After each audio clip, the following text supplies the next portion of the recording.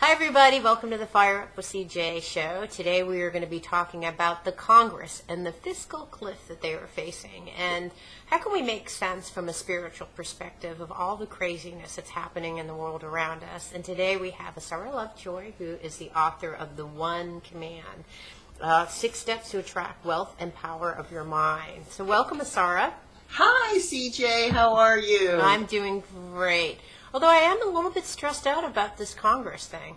I mean, yeah, boy, they just reported that this last year, over 43% of the United States population felt more stressed than they've ever felt before. And the uncertainty of our politics, the uncertainty of the conflict between our two parties of not coming into resolution has certainly been an amazing stressor for all of us, because we like to have continuity and certainty and purpose and know that we're being, that good government is taking action to implement good government, and we haven't had that experience. So the election is over. However, you're happy or sad. Our wishes are with you for the holidays. But let's talk about, from a spiritual perspective, what is the physical cliff, and what can you do as an individual to shift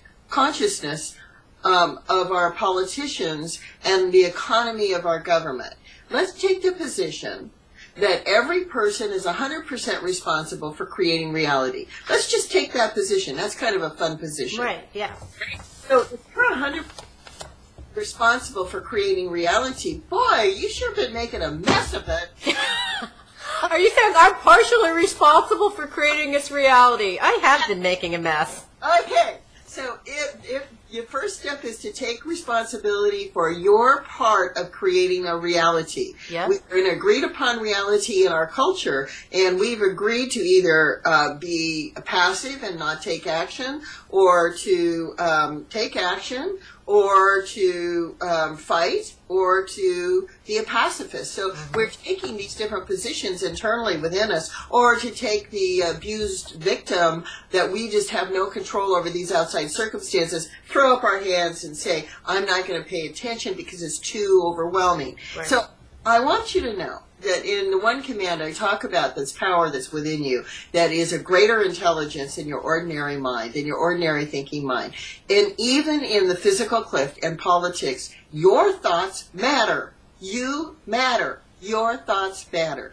And when you take an attitude, the One Command starts with a statement, I don't know how.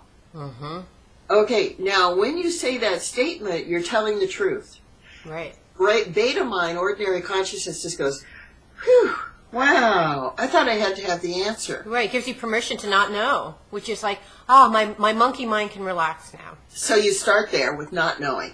So we don't know how to resolve the issue between the politicians, but what if you had the idea that it was possible to resolve the issue?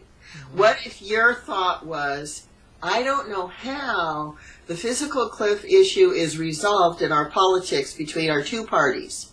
I only know that is resolved and I am fulfilled. That's the whole command. And so when I go through the 6 steps, we make the command in the theta state, which is a much more powerful state than our ordinary mind, our ordinary consciousness, and has a greater spiritual effect in affecting group collective consciousness. You have the power to make a situation change by your opinion of it. If your opinion is of a victim that you have no power, that you have no input, then you're going to be running that as a consciousness, as a level of consciousness in the world. So if you shift your consciousness into solution-based ideas of cooperation, of coming into an agreement that we're creating the right outcome, that the right relationship between the politicians takes place in the best interest of the country. I don't know how the best interest of the country is served. And so when we're thinking in these terms, you literally are shifting. I mean, can you even feel how difficult it is for you to think this way? Okay? Resistance to thinking in terms of solutions is a myth in our unconscious mind. We are so used to thinking of problems. Right. It's a problem. I'm really irritated. Why can't they just get along? Versus knowing that those statements alone actually perpetuate the problem. Exactly. Our tying into the same argument perpetuates the argument. So here's the good news. I'll give you my prediction. There definitely is going to be a solution before December 31st. There comes to an agreement. We are not going over the fiscal cliff, and even if there's a delay until the middle of January, it's no big deal. It's actually a physical curb instead of a cliff. But the main thing is to know that your attitude of how you approach an idea for a solution that's outside of your comfort zone, that you're not familiar with, you have the power to start right where you are and to start bringing an effect in your environment. That's how every new idea is implemented in the world, by the way. Right. So you can be part of the change by saying, I hope that, I don't know how, but Congress is going to come from a peaceful resolution for the very best interest of the country.